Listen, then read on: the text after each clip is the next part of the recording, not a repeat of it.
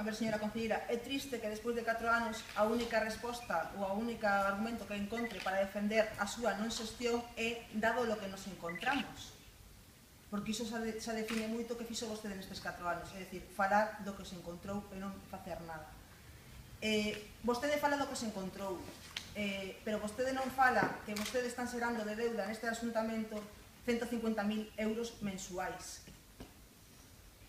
que non é pouco para non facer nada, como fan vostedes. E vostede non di que seguramente se vostedes houberan presentado uns orzamentos nestes 4 anos, seguramente a situación económica do Concello non sería a mesma na que se atopa ahora mesmo.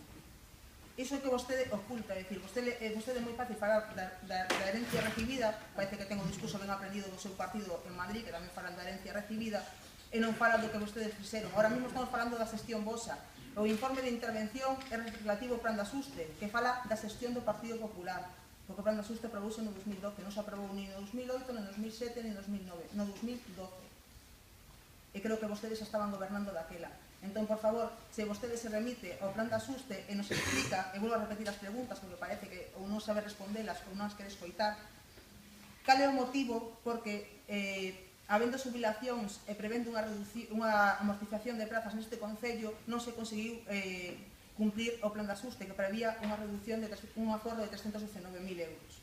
Que nos explique, por favor, a que se debe esa non reducción. Tamén se nos pode explicar que gastos non obligatorios reduciu o Partido Popular nestes 4 anos de goberno e a canto ascenden a súa cuantía. Se nos pode decir tamén a que se debe a que non trouxera nin só expediente de licitación de contratos de suministros ao pleno, cando é algo que a interventora ven recalcando dende o primeiro informe que se truxo, e vostede sigue ignorando o informe. Entón, por favor, se se pode remitir a xestión que está facendo o Partido Popular nestes 4 anos, ou a xestión feita, tal como se recolle no informe da interventora, e nos explica a que se debe o non facer nada do Partido Popular en materia económica.